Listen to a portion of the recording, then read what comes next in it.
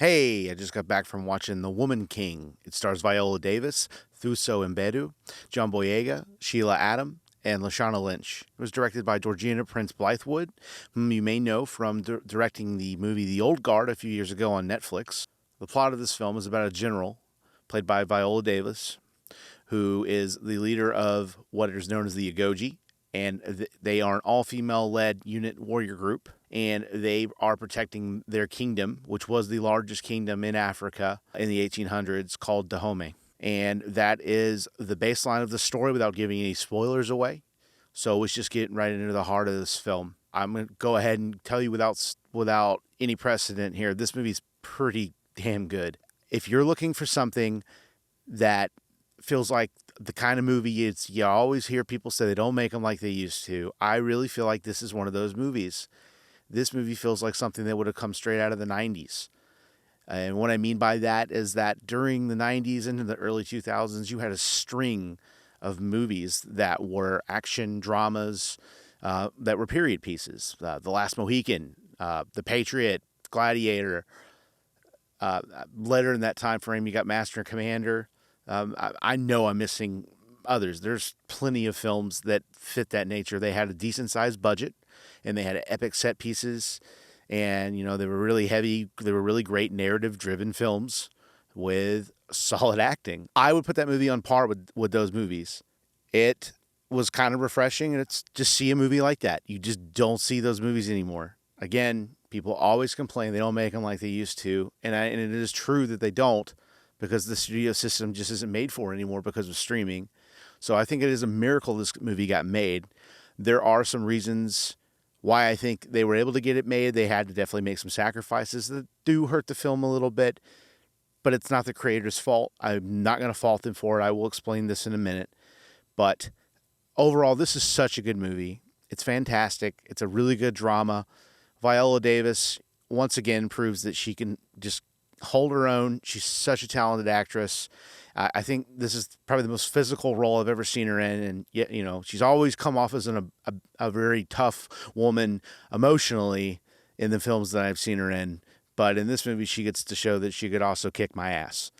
She's great, and I have nothing but praise for her performance. And to be honest, I have nothing but praise for all the actors in this movie. John Boyega stands out to me. Lashana Lynch is very good in this movie. It just feels like everyone gave their all in this film. They cared about what they were making, and it really comes across when you watch the movie. The actress, who also is really just a co-lead, even though the marketing doesn't display it that way, I mean, even in the plot synopsis, it's not explained this way, but there is a secondary lead in this movie played by Thuso Mbedu, whom I was not familiar with, and she has only a few roles to her name.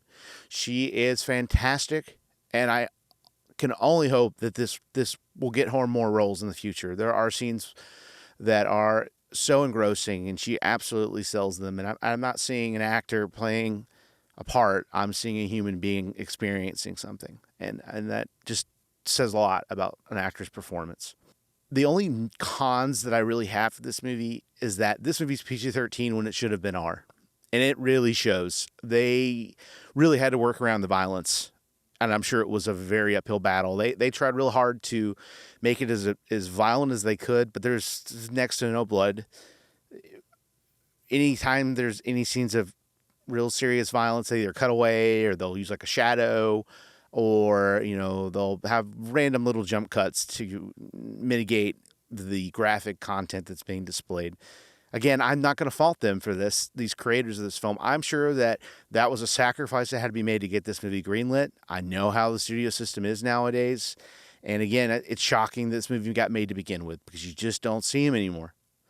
My only hope and prayer here is that people will go out and see this movie. Please, if you want more movies like this, you have to go and see them. We got to put our money on the line. There is no other option here. They won't get made if we don't support them.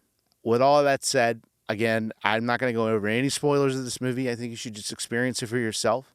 It's a really good movie with really great acting, and it was made with love and care, and it really just sings through the whole movie. It's a pretty solid runtime of film. It's 2 hours and 15 minutes, and it really doesn't even feel like it. It blows right through its runtime in a good way. And I have almost nothing but praise for this film. I'm really glad I got to see it today, and I really hope that others will go and see it and appreciate it for what it is. With that said, I'm going to highly recommend The Woman King. Go see it this weekend if you can. I appreciate you watching this video. If you like this type of content, you can go ahead and click that subscribe button down below. Maybe give the video a like and leave me a comment if you did see this movie and let me know what you think. I would love to hear from you. And until next time, thanks for watching. Bye. Hey, you made it to the end of the video. Congratulations. If you like this type of content, don't forget to subscribe. If you want to see my latest review, you can check that out right here. And if you like vocal covers, well, I have a vocal cover channel. You can check that out over here. Thanks for watching, and I'll catch you on the next one.